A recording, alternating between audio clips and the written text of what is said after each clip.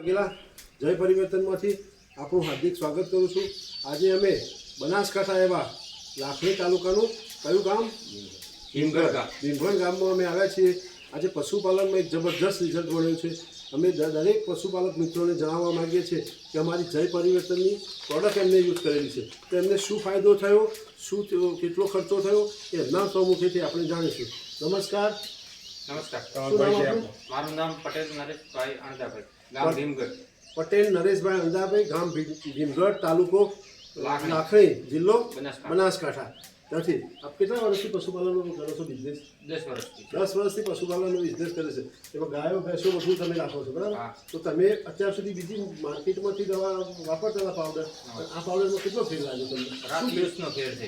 બીજા પાવડર ચાલતા હતા કે એનાથી અમુક ગાયને રિઝલ્ટ મળતું હતું ને અમુકને નતો પણ મળતો। આ પાવડરથી બધા જ પશુઓને રિઝલ્ટ મળી ગયું। ટાઈમસર ગરમીમાં આવવા મળ્યા છે, એમની શાઇનિંગ પણ ચમક થઈ છે, પછી દૂધમાં પણ ફેર પડ્યો છે, બરાબર। અને એક ગાયને તો ઓરીનો રિઝલ્ટ જ નતું મળતું, આ પાવડરથી જબરદસ્ત રિઝલ્ટ મળ્યું। વિડીયો ઉતારા છે નહીં બોલતા? ના ના, એના સારું નહીં, કારણ કે તમારા જેવા પશુપાલકોને જ આપણે બતાવવાનું છે।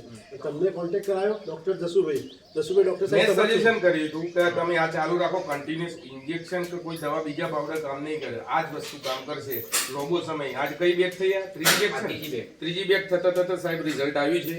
દરેક પશુપાલક મિત્રોને મારી નમ્ર વિનંતી, પાવડર વાપરો અને રેગ્યુલર વાપરવાથી રિઝલ્ટ મળશે।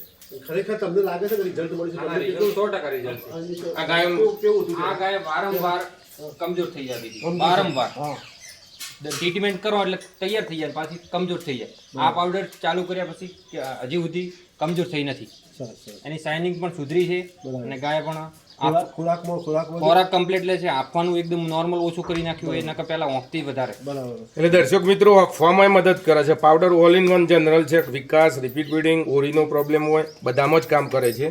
અને આ તમારા લાઈવ 0% હતું આનું ગર્ભા છે આ ગાયનું, જે હાલ વિડીયો નહીં હારી રહ્યા છો એ। અને એ ગાયમાં આજે ત્રીજી બેગ થતા 4 ગાયને ખવડાવો છો તમે? 4 ગાય। ઓકે। ભાવની દ્રષ્ટિએ મોંઘો પડે છે? ના, ભાવની દ્રષ્ટિએ સસ્તું પડે। નમસ્કાર, થેન્ક યુ।